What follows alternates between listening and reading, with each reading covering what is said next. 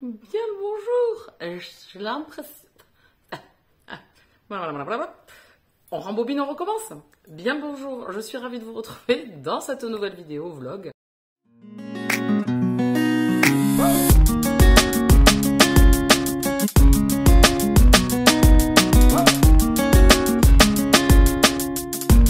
J'ai l'impression que ça fait très longtemps que je ne suis pas venue discuter.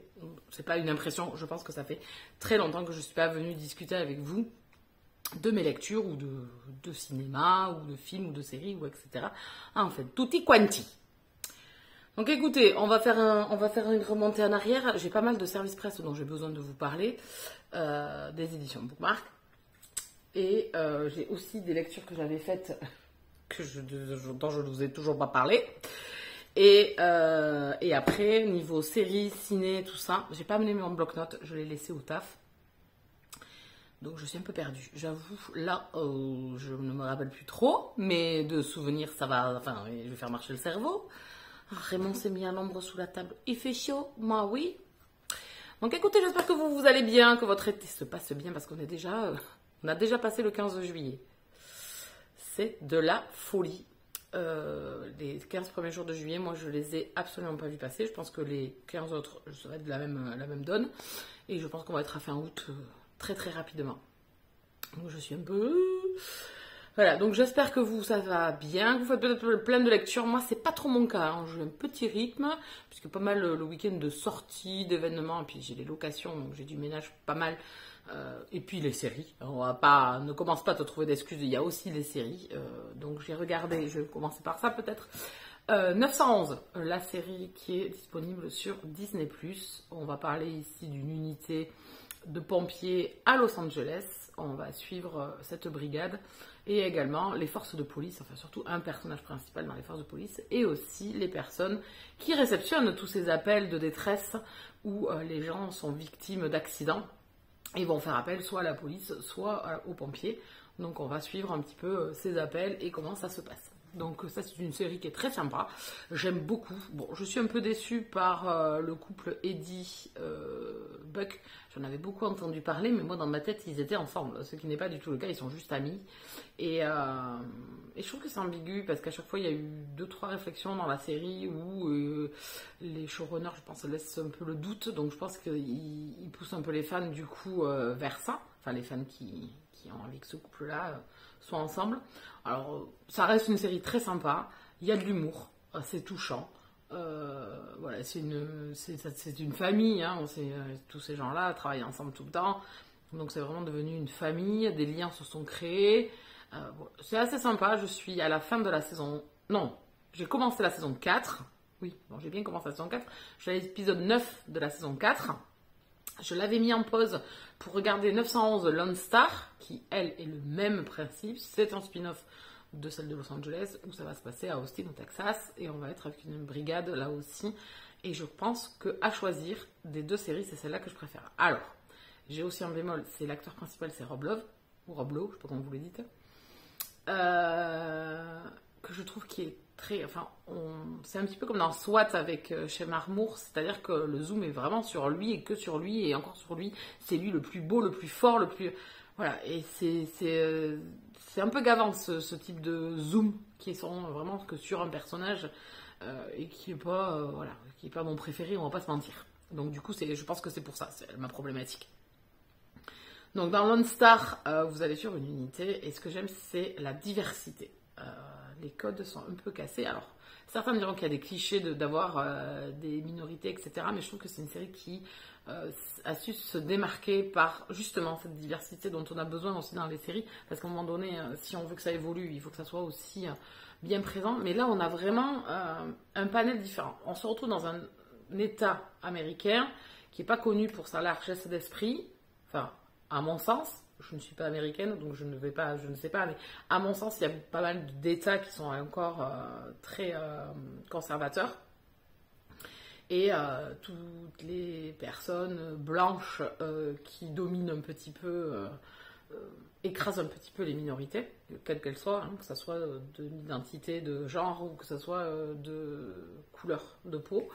Et je trouve que dans cette série, justement, ils ont cassé un peu les codes. C'est-à-dire qu'on a le bourrin texan avec son chapeau, qui serait un peu le gars un peu plein de préjugés et très sectaire, et pas du tout en fait. Il est marié à une afro-américaine, il l'aime plus que tout. Bon, la religion est quand même assez présente dans la série aussi.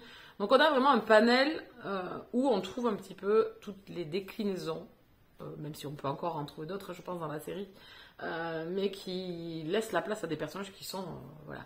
On a Marjane qui est musulmane et qui est un personnage fort, féminin, qui revendique son indépendance. Voilà, c'est une femme warrior qui se maquille, qui a des vêtements très flashy, mais qui en même temps a un respect pour sa religion. Et on sent que c'est pas contradictoire en fait. Et c'est ce que j'aime. Ensuite, on a un homme trans. Ensuite, on a donc un couple homosexuel. Bon, alors c'est très bête ce que j'allais dire. J'ai dit bon, tant mieux, c'est ce qu'on voit le plus actuellement sur les séries.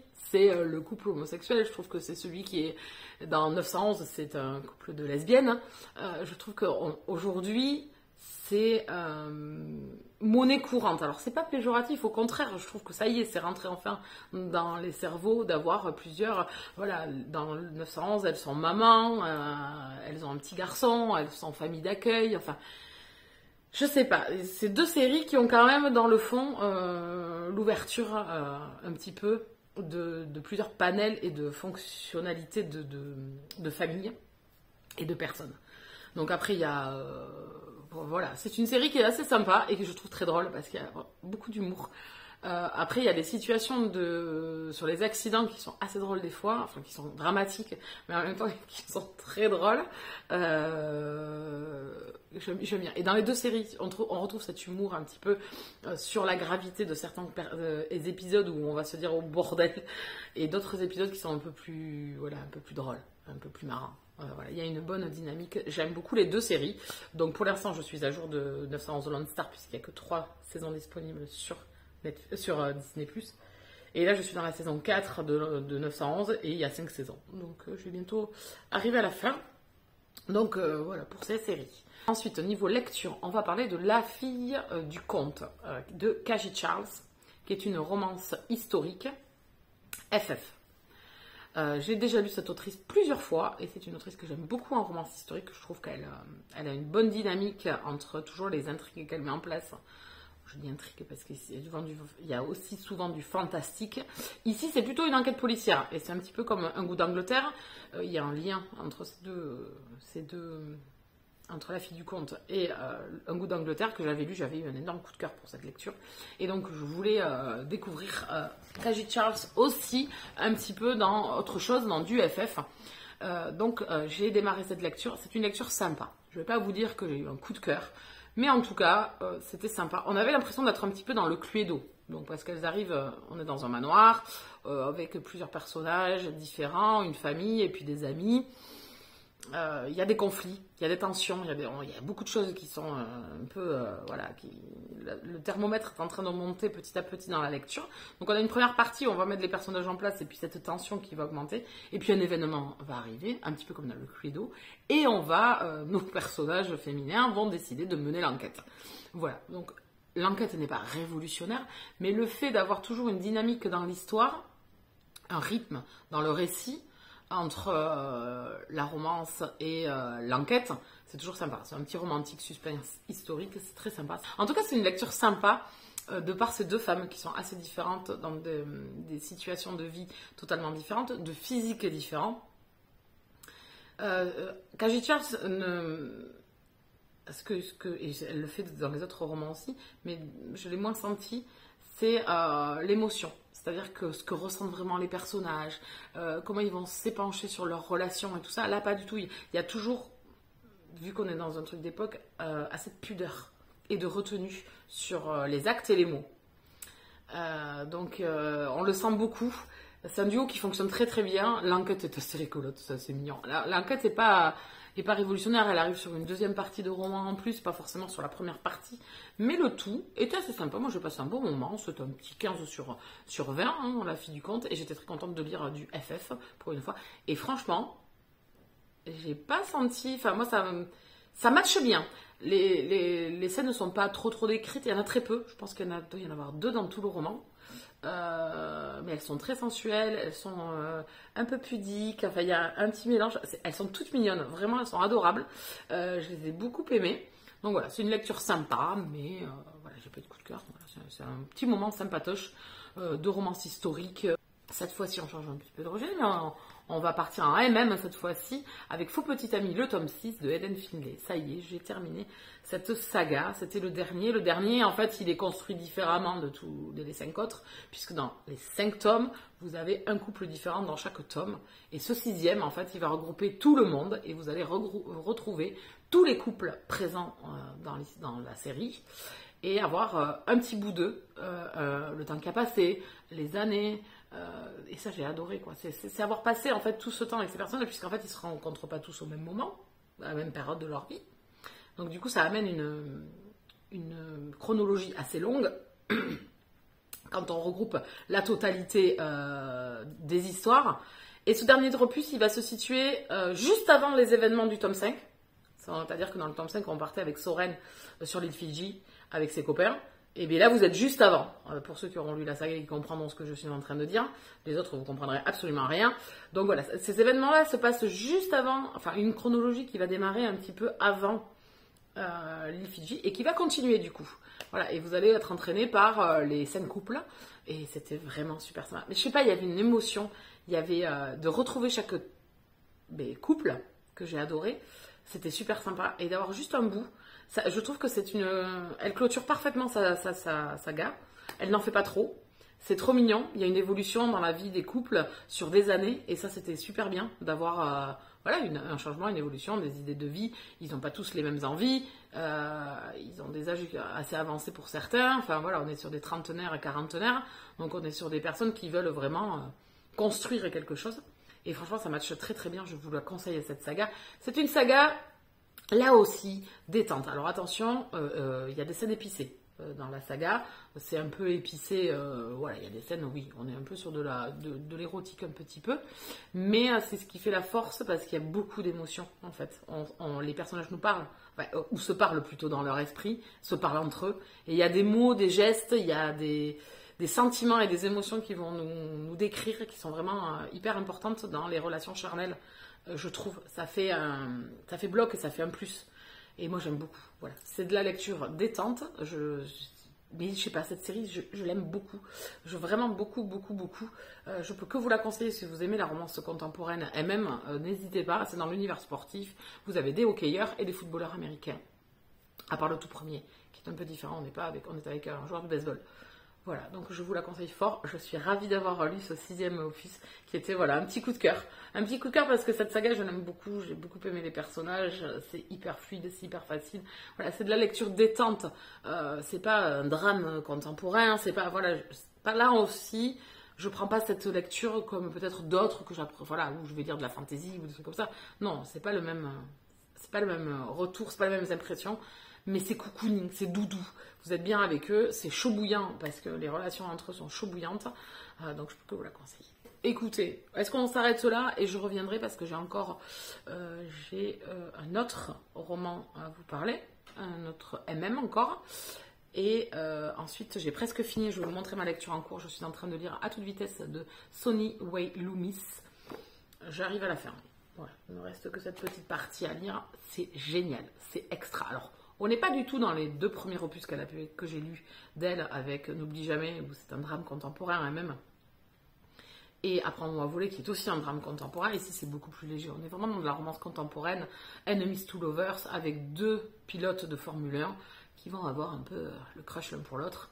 Et ça va pas être facile dans un univers assez macho, assez homophobe, de faire des choix et d'appréhender surtout ce que les gens vont pouvoir penser, la place, la carrière surtout. Donc franchement, j'adore les mots, les phrases, les trucs. Je pense que c'est le genre de livre, alors c'est tout petit, c'est le genre de livre, je pense que je relirai. Vraiment, que je relirai parce que c'est vraiment un gros plaisir. Voilà, là ici, Et pourtant, j'ai versé la larme aussi, parce qu'elle sait, Sony, vous amener quelques petites émotions et quelques moments temps forts dans l'histoire. Donc, j'aime beaucoup. J'aime beaucoup la relation entre Julianne et Sean. On a deux personnages qui sont assez différents l'un de l'autre. Toujours pareil, hein, moi j'aime ça, voilà, ces enemies to lovers où les personnages sont très différents, mais quand ils sont ensemble, il y a une évolution, il y a un changement, ça porte l'un l'autre quelque chose. J'aime beaucoup. Donc je vous en reparlerai. Je ne vais pas en parler là, même si j'ai bien commencé déjà. Donc voilà pour ma lecture en cours. Sinon, en audio-livre, je suis dans My Dear Fucking Prince. J'arrive à la faire, il me reste 1 heure d'écoute. J'ai pas du tout le temps ce week-end, j'étais de fiesta sortie. J'aime beaucoup, je trouve qu'il y a beaucoup de longueur. C'est dommage, c'est un livre qui fait 600 pages. Ça n'a pas besoin forcément. La relation est sympathique, ça reste un peu young adulte, je trouve. On est sur des gens qui ont 22 ou 23 ans.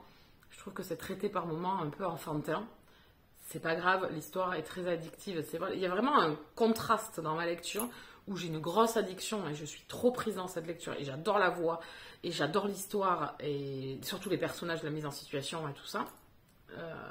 Et une autre partie de moi qui trouve qu'il y a beaucoup de longueur, qui trouve que ça traîne un peu, que des fois il y a des réactions un peu enfantines, je trouve, au niveau des personnages adultes. Alors on peut garder une part d'enfant, hein, c'est pas ça, mais c'est la façon de le raconter. Je trouve qu'il y a une part vraiment où on sent que c'est du young adulte. Hein. Mais j'ai une autre facette aussi où j'adore. Donc je vous en reparlerai quand j'aurai terminé. Je suis toujours dans Le Prince Cruel que j'avais mis de côté en audio. Et voilà. Bon, mais écoutez, je repasserai. Attendez, je vous recadre. Bien bonjour, on se retrouve pour continuer le vlog, puisque j'avais encore à vous parler de certaines lectures. Je vais vous parler d'une seule là, parce que je pense que ça va faire trop long, beaucoup même, parce que j'ai un film aussi où j'aimerais bien vous parler. Donc on va commencer par le film. C'est Blindside avec Sandra Bullock. On est ici avec une mère de famille, plutôt aisée, hein, la famille, une famille assez bourgeoise qui vit dans une petite ville américaine, qui a 2 enfants, un petit garçon et une jeune fille presque à l'université. Et ils vont faire la rencontre d'un jeune homme afro-américain, un peu délaissé, un peu en marge de par le quartier où il vit, forcément défavorisé, et également par sa corpulence et son physique qui est un énorme garçon hyper grand, hyper baraqué, et qui fait plus peur qu'autre chose aux gens. Donc il y a toujours un préjugé là aussi. Et le fait que c'est son apparence en fait qui fait peur aux gens. Alors que ce jeune homme, il est la douceur et le... C'est vraiment un être doux, gentil, sans méchanceté, enfin d'une bienveillance. Enfin, c'est un jeune un peu délaissé qui se sent seul et qui est seul, hein, parce qu'il a plus sa famille, c'est un peu n'importe quoi. Il faisait partie d'une bande où on se servait un peu de lui. Donc en fait, Sandra Bullock va le prendre sous son aile, va l'inscrire au lycée pour reprendre ses études et en même temps l'inscrire dans une équipe de football américain. Donc on va suivre cette famille recomposée grâce à ce jeune homme qui va ramener des valeurs à chacun, qui va pousser ce jeune homme à évoluer et à changer, à se donner les moyens d'eux grâce à cette famille, et à cette famille aussi de relativiser, de peut-être se mettre plus souvent à la place de personnes moins favorisées qu'eux, et de venir en aide à ces personnes et l'union entre les enfants, etc. Enfin voilà, c'est un film qui m'a beaucoup touchée, donc j'avais vu beaucoup d'extraits, mais j'avais peur de le regarder parce que j'avais peur de beaucoup pleurer. Et c'est un film doudou, c'est un film de deuxième chance, c'est un film d'ouverture d'esprit, c'est un film sur l'acceptation des autres, sur ne pas s'arrêter aux préjugés, donner une chance, l'entraide, aider les autres, enfin voilà. Mais lui aussi vient en aide à cette famille, à cette maman qui était une femme au foyer, mais en même temps qui est une warrior parce qu'elle gère tout. Et on sent que être mère au foyer, c'est pas être entre 4 murs et attendre que la journée passe. Ça demande beaucoup d'activités, ça demande beaucoup de donner pour les autres en fait, pour ses enfants, pour son mari. Et franchement, cette maman, elle est géniale. Enfin, il y a des passages qui sont vraiment grandioses. Rien qu'avec les regards et quelques mots, il y a énormément d'émotions qui vous serrent le cœur. Franchement, c'est un beau film. Voilà, il y a eu dans le mois, parce que ça fait un petit moment que je l'ai regardé quand même, je l'ai dû le regarder au mois de mai, je pense. et je vous en avais pas parlé. Bon, c'est un film qu'on a beaucoup revu, et il me donne l'émotion comme la ligne verte. Vous voyez un peu ce concept entre les blancs et les noirs, en fait. Cette barrière de non-dit.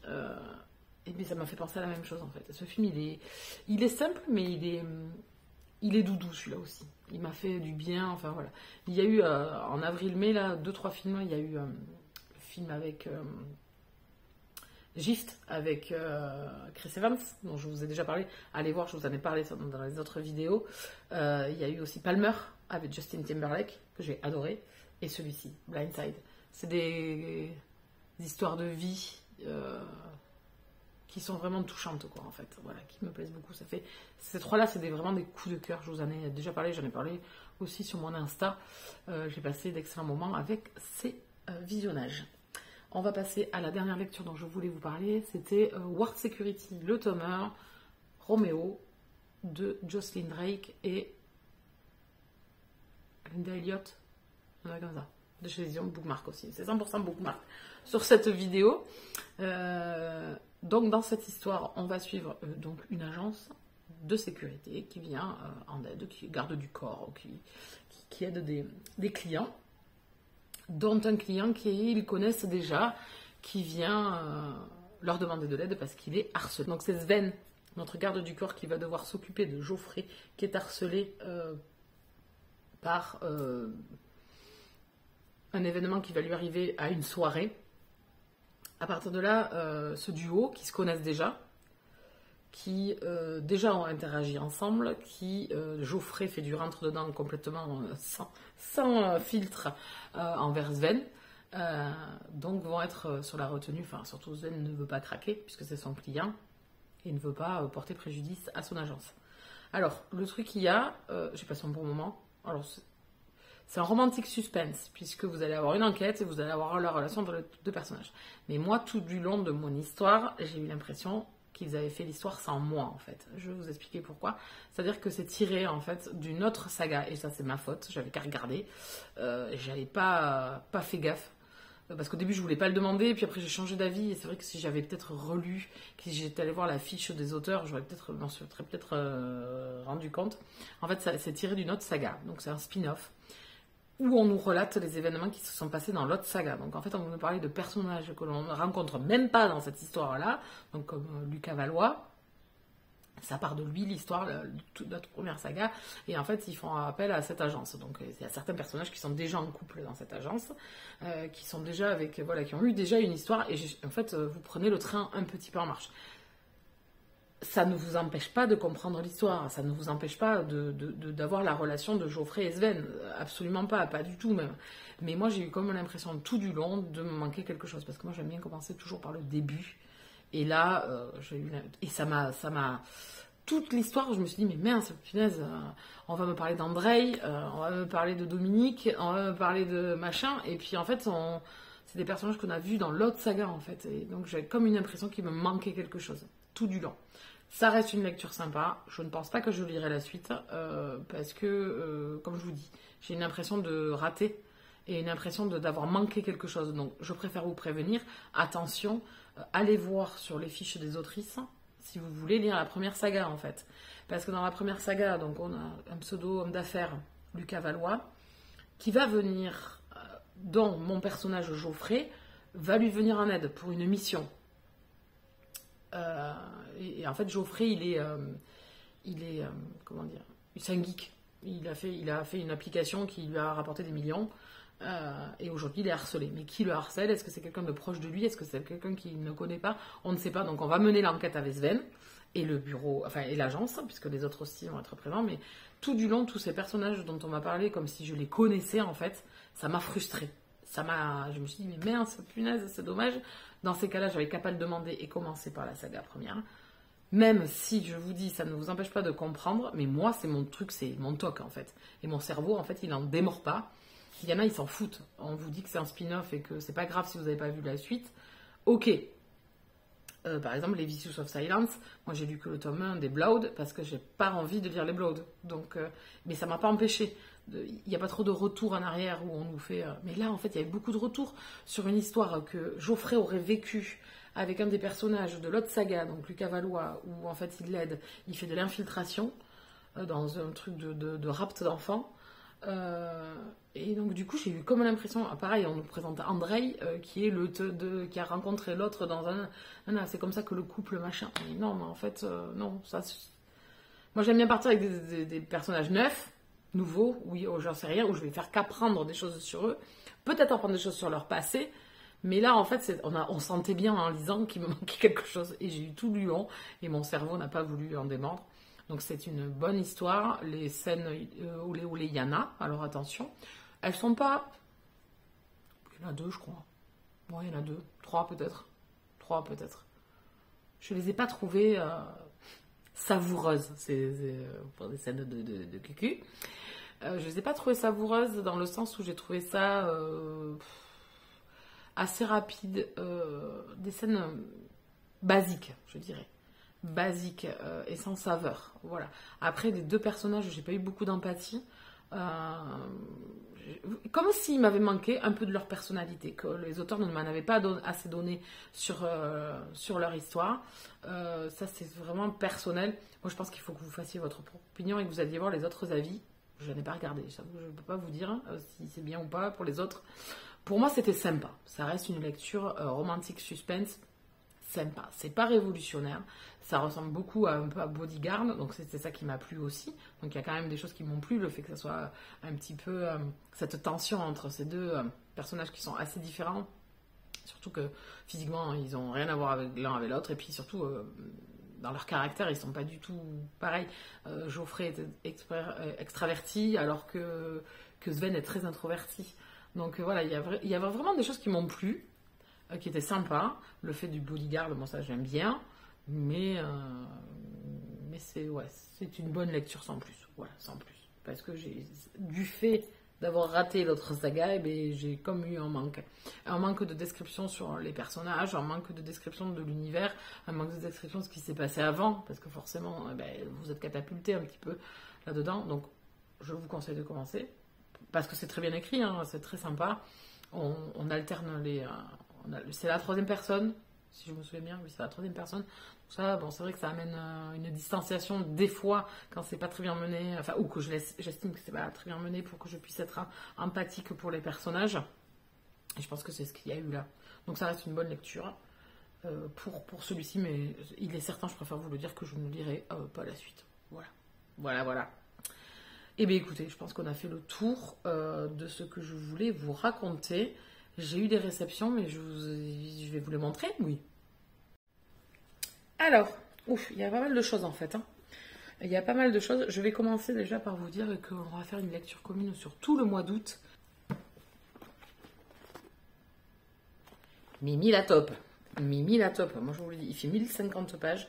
Donc c'est le premier opus, premier tome de la saga Le Siècle de Ken Follett. Donc ici, c'est la chute des géants, où on va sur 5 familles, donc à partir de la Première Guerre mondiale. Donc écoutez, j'ai hâte. Je pense que je vais me le faire en audio et numérique, parce que là c'est pas possible. Moi je perds 2 yeux là, c'est même pas la peine. Donc écoutez, si vous voulez nous retrouver, c'est sur le Discord. Je l'ai en barre d'infos, le Discord, si vous voulez nous retrouver pour enfin sortir cette pavasse. Donc moi, ça sera la bricasse du mois d'août, puisqu'au mois d'août, il y aura la semaine de la bricasse, donc du balance ton lourd. Et je pense que moi, ça sera celui-là sur tout le mois d'août. Du coup, il en fera partie. Ça me le fera sortir, parce que ça fait un moment qu'il y est. J'avais eu un énorme coup de cœur pour les Piliers de la Terre.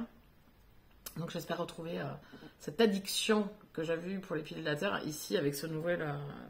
pour moi, ce nouveau roman de Ken Follett, même s'il est sorti depuis très longtemps et que c'est un auteur connu, reconnu, archi-connu et tout ça. Voilà, donc ça, c'est la première info. Ensuite, j'ai reçu des éditions Bookmark, mon roman du mois de juin, je crois que c'était. Oui, juin, celui-là.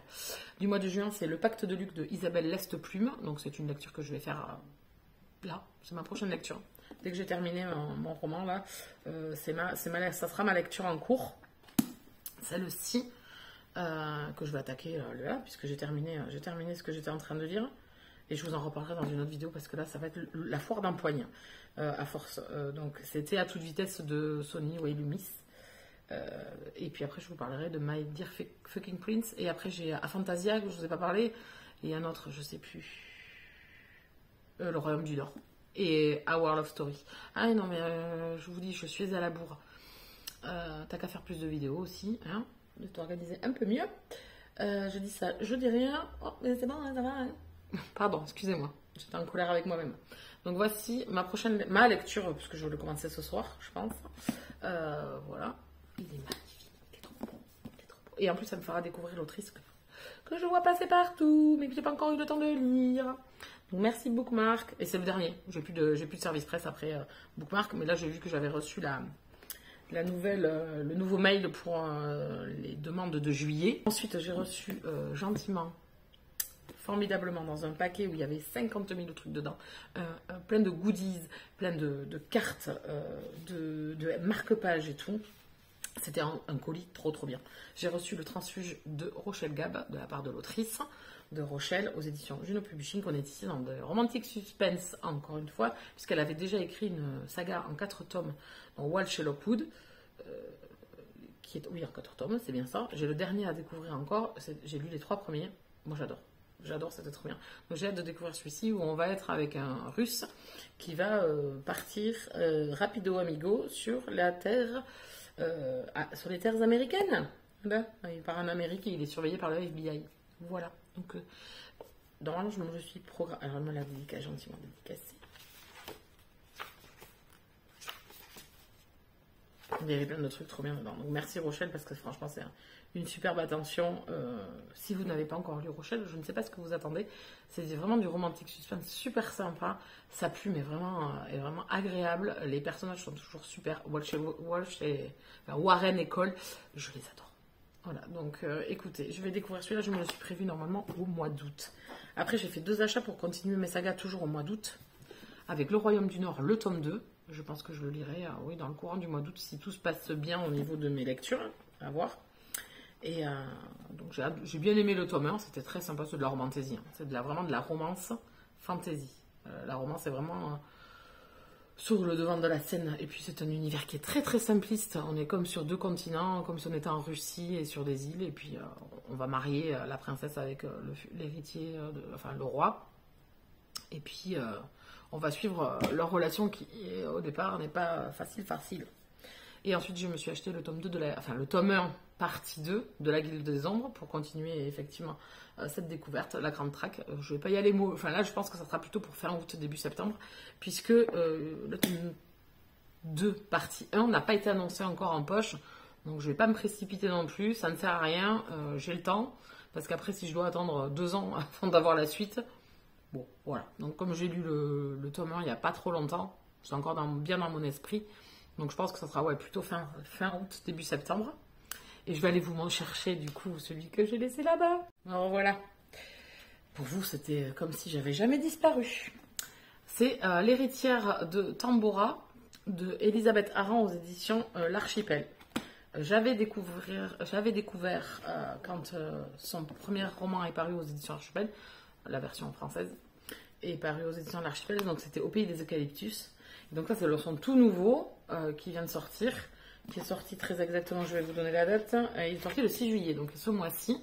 Donc ça sera une de mes lectures pareil, début août, je pense. Voilà, début août, je vais me lire ce roman. Bon, il est écrit, là par contre, c'est confort des yeux, il pense à nous. Il pense à nous. Voilà, c'est un beau bébé quand même, 480 pages. Donc ici, on démarre en Irlande en 1920 et après on va partir, je crois, bien sûr, c'est pas je crois, c'est sûr, on part en Australie. Voilà, donc comme dans le premier, on va sur une héroïne, comme dans le premier. J'avais bien aimé j'avais trouvé un peu la fin précipitée. C'était dommage, ça servait à rien. Elle avait pris son temps pour nous raconter son histoire, mais elle avait qu'à, pareil, le déroulé de fin, ça méritait peut-être un peu plus de lenteur. C'est assez précipité par rapport à tout le reste, mais c'était une très bonne lecture. Donc j'ai hâte de découvrir son nouveau roman. Voilà, pour les réceptions, il y en a eu pas mal. Bon, il y aura le book haul, de toute façon, qui va retracer tout ça. Je crois que j'en ai oublié un. C'est un peu le foutoir, j'avais des bouquins partout. Je ne sais plus où j'en suis. Oh, secours! Donc voilà, sinon je suis à jour, comme je vous disais, de mes numériques bookmark. Il me reste juste mon service presse-papier, c'est celui que j'ai reçu là il y a une dizaine de jours. Donc ça sera ma prochaine lecture. Donc je ne suis pas... Pour une fois que je gère la fougère, que je ne suis pas en retard, j'ai très peu de services presse en plus. Donc je m'auto-congratule, j'en ai pas beaucoup. J'en demande beaucoup moins. Parce que je lis pas beaucoup. Enfin, je lis moins. Et puis comme ça, j'ai l'impression d'être moins submergée. Là, il doit me rester 3. Ouais, il doit me rester 3. Oui, c'est ça. 3 services presse à lire. Donc, c'est que dalle. Quand on connaît qu'à un moment donné, j'étais à 10, 11, 12. J'étais là, oula. Non, là, c'est bon. Là, j'ai pris un rythme où j'arrive à les liquider assez rapidement. Donc, c'est plutôt cool. On va essayer de continuer comme ça. Surtout que l'été, bon, je fais pas que lire. Loin de là. Donc, écoutez, Raymond et moi, qui est à côté de moi, qui dort sur la table basse. Oh, Raymond, tu vas tomber. Tu vas tomber. Excusez-moi. Oui, mais tu vas tomber, Bibou. Oui, mais je sais que tu veux que je te caresse. Bon, mais écoutez, je vais vous laisser là. Je pense que je vais clôturer le vlog ici. Il sera bientôt un peu plus court. Enfin, je vais voir au montage. Je ne sais plus à combien de rush je suis. Donc, je vais vous souhaiter un bon été. Je vais essayer de revenir assez rapidement. Ça serait bien avec tout ce que j'ai encore à vous raconter. Ça serait pas mal que tu te sortes le doigt du Luc. Hein? Ah ben oui, ça serait bien. Donc, sinon, si vous voulez me retrouver, papoter, lire, avancer dans vos lectures et puis papoter lecture ou autre, hein, parce qu'on... Vraiment, on ne fait pas que discuter lecture. Venez nous retrouver sur la chaîne Twitch. Vous avez le lien en barre d'infos. Il y a des lives où on lit ensemble, on papote, on lit, on papote, on lit. Et franchement, moi maintenant que j'en fais beaucoup moins parce que j'ai pas le temps, je fais autre chose. La vie réelle est là. Et bien, je lis beaucoup moins. Alors que j'avais un rythme janvier, février, mars, là quand on a commencé à faire les Twitch presque souvent dans la semaine, j'étais à 9 livres, je crois. Là, je suis à 4-5. Du mois. Donc on est vraiment... Donc là, normalement, il y a live à voir. Je mets les plannings sur Instagram. En sachant que les week-ends, je n'en fais pas là. Tout l'été, je pense qu'il n'y en aura pas du tout. À partir du jeudi jusqu'au dimanche, il n'y en a pas. Donc on se retrouve que le lundi, mardi, mercredi. Donc pour moi, pour lire, c'est pas pratique tout ça. Ah ben oui. Donc venez nous y rejoindre, c'est vraiment assez sympa, on ricane bien. On a un bon petit groupe, il y a des petits nouveaux qui arrivent de temps en temps, du coup qui rentrent, qui viennent papoter, qui viennent échanger. C'est hyper sympa, on lit ce qu'on veut, on lit un peu de tout. On a vraiment tous des lectures et des genres qui nous plaisent différents, donc c'est assez cool. Bon, j'arrête de parler, je vous souhaite à tous de bonnes lectures, un bon mois de juillet, n'hésitez pas à vous abonner sur la chaîne, à mettre un pouce, à la partager. N'hésitez pas. Si, que des gens viennent avec nous, s'il vous plaît. Allez, je vous laisse là. Je vous fais de gros bisous. À bientôt. Bisous câlins.